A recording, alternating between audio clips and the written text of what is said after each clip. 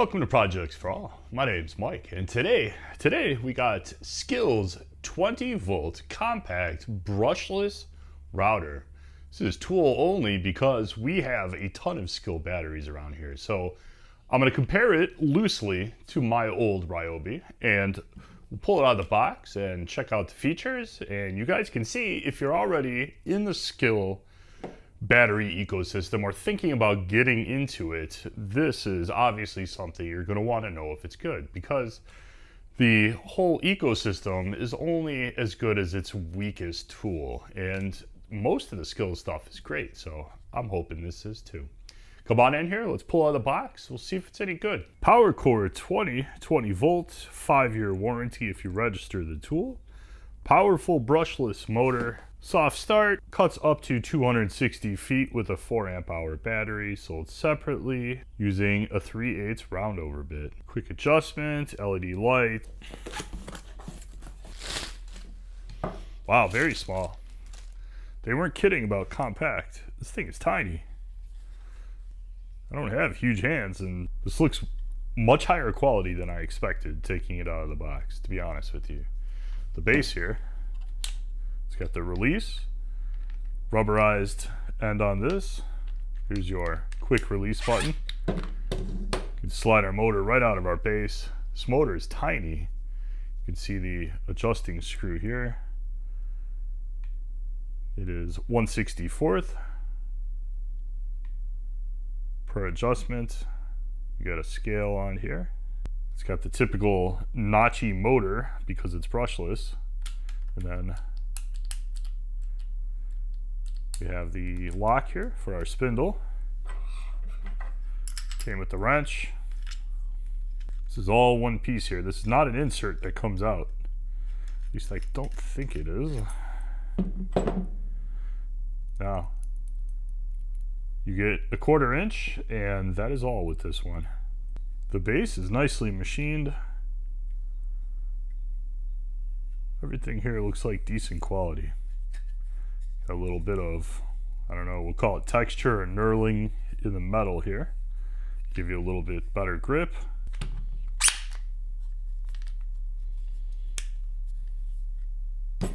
Here's our dust guard and vacuum adapter. It's got a pin molded in on this side, goes in the hole here, right on the side. Little thumb screw goes in on this side. Could have made it a touch shorter maybe, but perfect. And there you go. There is your vacuum adapter set up. We'll unscrew that thumb screw a little bit. Just fits right in the slot here, and then we'll tighten that thumb screw back down, and that's it. That's how easy it is to get the edge guard on this, and all we need to do to adjust it goes from negative all the way out to there. So you have your edge guard here, easy to adjust.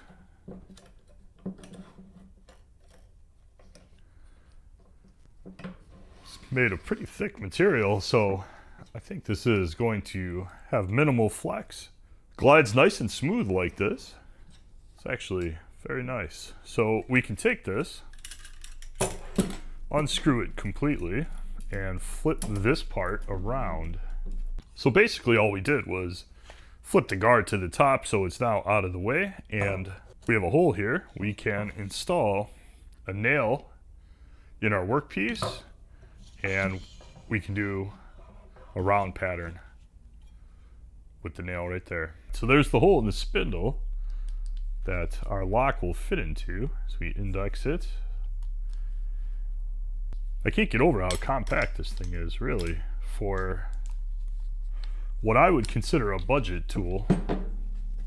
Or at least it's in the budget category. The quality here and the design is freaking excellent. Hopefully it has enough power. We'll run it through a few different things here, see how we are on power. Here is, by comparison, that Ryobi, considerably larger. This housing It's plastic. The base looks pretty decent, but not a big fan of the plastic here, to be honest with you. Although this, I don't know what these go for now, and I'm betting they don't even make this model anymore. I paid a lot less for the Ryobi than I did for the Skil. I think the Ryobi was like 60 bucks. So there is that too. And this is about 6.5 inches from the top to the base. The base is 4 inches wide, about 4 3/8 front to back. The diameter is about 2.5 inches. Just a tiny little motor. You can see your LED lights here, and if I spin this, you can see your fan sort of down in there. So you'll notice all of a sudden we got a lot of sawdust here. I've been out here for, I don't know, a little while. Just tearing up some 2x4s and making a mess out here just for fun. And so far I'm pretty impressed. I have a rabbiting bit in it right now. I backed it in a little bit depth-wise for this piece of red oak, which is what we're going to do a little demonstration with, and we'll try a few different bits. The OG doesn't fit in here, the diameter of this hole here. Next time I take the bit out, I'll check it, but that is the only one I think we're not going to be able to get to check out, but we'll throw a battery in there. I've been using this 4 amp hour battery for a little while now, and it's still fully charged for the most part. The dust collection is pretty much non-existent, so I was hoping a little bit more dust collection out of this, although I'm using just this basic Milwaukee shop vac, little 18-volt shop vac, and it's not really doing much, I'm going to tell you. There's a lot of dust going on in here, so all I'm doing is press fitting it. It press fits in there and stays, so just been rolling like that. But let's try this rabbiting bit in this red oak and see what happens.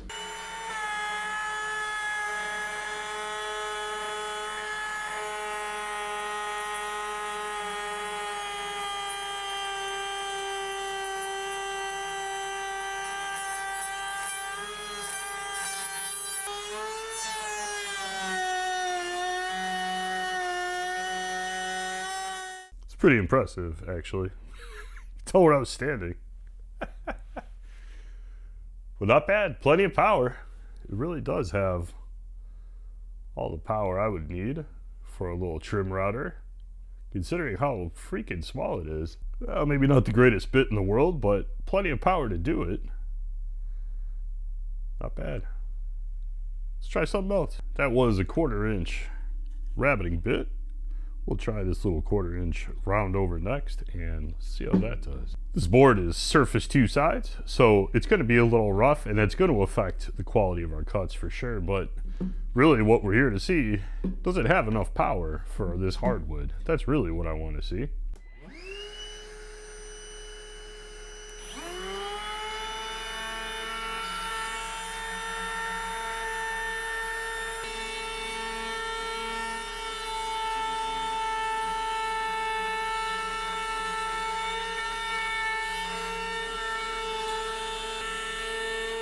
Not bad. Turned out a little better than I thought it would, considering that this is surface 2 sides here. It's rough on the side, so not too shabby. About a 3/8 dovetail. Should be a challenge. See if we can do it.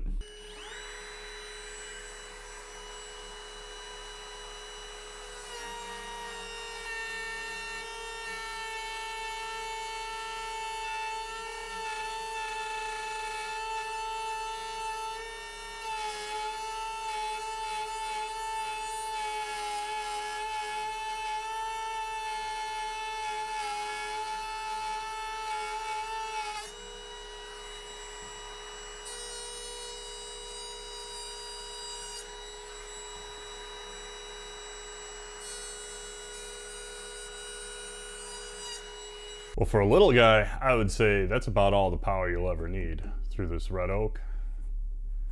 That's pretty impressive, I think. Impressive enough for me, at least. If you could do the dovetail, yeah, I'm pretty sure it can do more or less anything, but why not? We'll just drop it on here and cut a few grooves just for fun.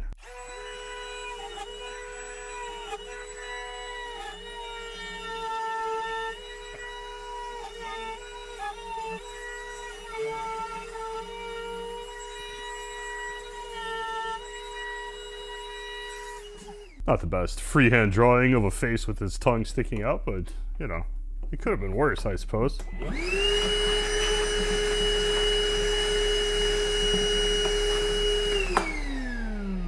Plenty of dust. However, plenty of power, too.